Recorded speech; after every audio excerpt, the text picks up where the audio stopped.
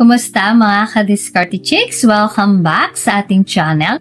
Sana ay nasa mabuting kalagayan po kayo ngayon mga guys. Siyempre, long-term relationship ang hangad ninyo sa isang babae, hindi ba?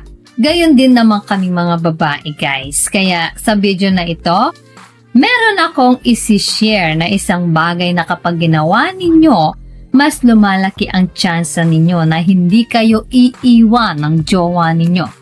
Kaya't wala na paligoy-ligoy pa, tara na't simulan na natin.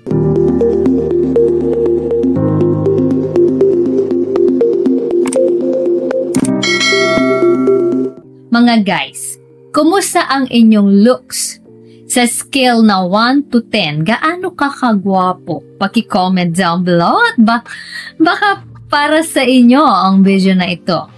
Mga guys, kung ordinary lang o nasa 6 or below ang tingin mo sa sarili mo, ay malamang baka sa iyo ang video na ito. Pero kahit nasa 7 pataas pa ang tingin mo sa sarili mo, ay palagay ko para sa iyo rin ito. Guys, ang looks o itsura ay isa lamang sa malaking factor na tinitingnan naming mga babae sa pagpili ng jojowain namin. Aaminin namin na importante rin ito syempre. Sino ba naman ang may ayaw sa gwapong jowa, di ba? Pero meron sa tingin ko na malamang ay hihigit pa sa kagwapuan pagdating sa timbangan namin ng pagpili. Bagamat ang itsura ay mahalaga, ang isang pag-aaral na ginawa ng Nationwide Relationship Survey ay nagsasabi na ang financial stability ay pagpupunyagi sa hanap buhay ay mas hinahanap ng mga babae sa pagpili ng kanilang partner. Kaya ang focus mo sa pagpapabuti ng iyong pagbubuhay ay hindi lang para sa iyo, kundi para rin sa pagbubuo ng isang matibay na relasyon. Pero bago po tayo magpatuloy, kung hindi ka pa nakakapag-subscribe, i-hit mo na ang subscribe button. Now na. As in now na. Guys, kung nanonood kayo ng basketball games o sa PBA, marahil ay baka nakita nyo na ang eksena na kung saan ay magagandang babae ay tumitili na mamagnetize ng mga basketballista na ito. Bakit kaya? Dahil ba sa kagwapuhan ng mga players na ito? Pero kung susuriin yung mabuti mga guys, ang gaganda ng mga chika babes na ito pero ang kanilang kinagigiliwang player ay hindi naman talaga kagwapuhang akala mo ay artistahin. Pero bakit kaya sila kinagigiliwan ng mga chika babes na ito? Aminin man natin o hindi, merong tinatawag na security factor.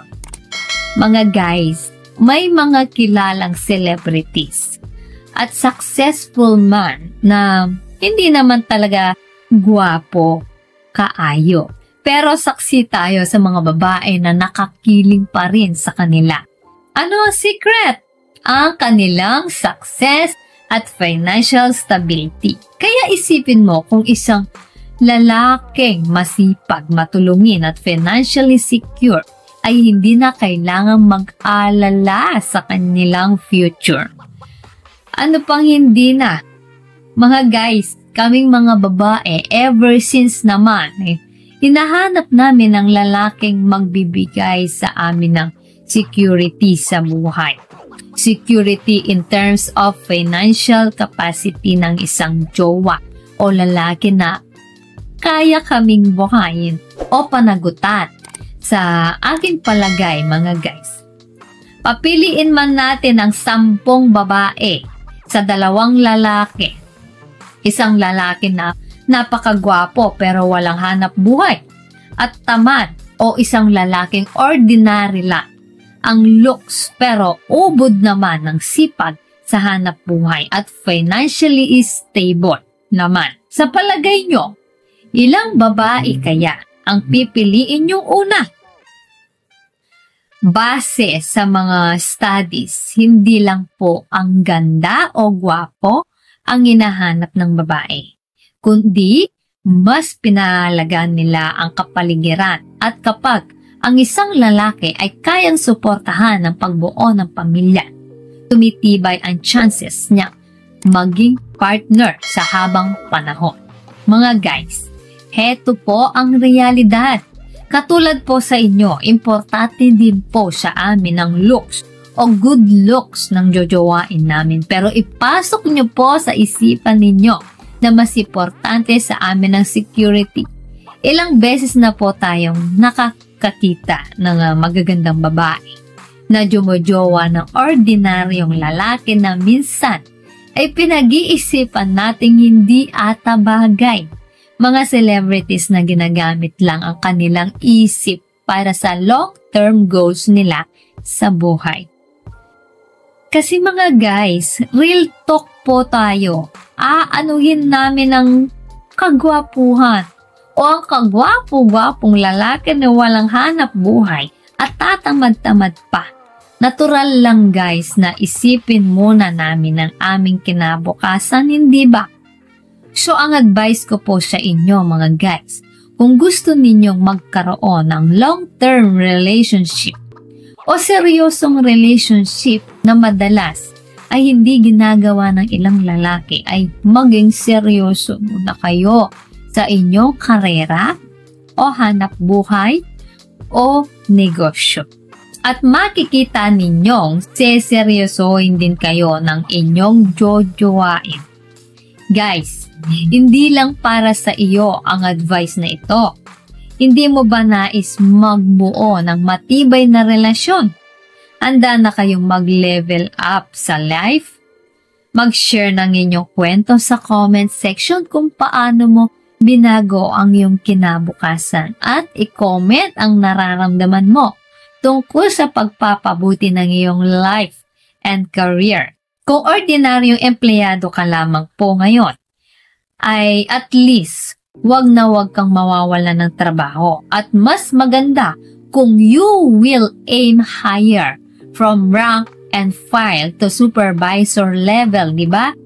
At kung bisor ka naman ngayon ay mag-aim ka na maging manager or assistant manager. Basta always aim higher po. Mapapansin niyo mga guys, na kapag ganyan ang mindset ninyo, na umuunlad kayo financially, na kung dating nag-jeep ka lamang, ngayon ay may kotse ka na, mapapansin nyong sa mga mata ng mga babae ay mas nagiging gwapo lalo kayo. Kung may negosyo ka naman, ay talagang pinalalago mo ito ng gusto at yung finances mo ay gumaganda. Makikita mo na makakamag-monetize ka ng mga babae.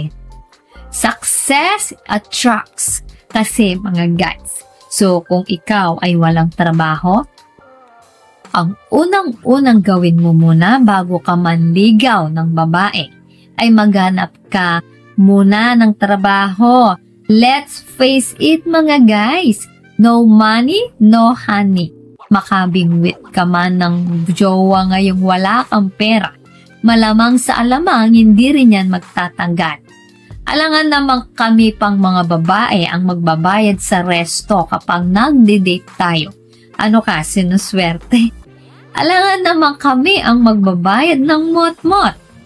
Kaya mga guys, kung gusto ninyong makamagnet ng babae, paunladin mo muna ang iyong personality at magiging mas madali na sa'yo yan.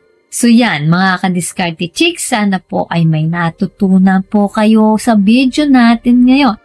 Bago po tayo magtapos, nais ko lang pong i-shout out ang ating mga masusugid na tagapanood na sina Eric and Sina, Reynaldo Jr. Abarca, Boy Herbal TV, Leo Dapat watching and listening from Garita San Enrique, Iloilo, John Texay Bilax at kay Risky Lion TV. Guys, maraming salamat po sa suporta at panunood mga kadiskarte chicks. Kung may tanong pa po kayo, i-comment nyo lang po at sasagutin natin yan sa next video.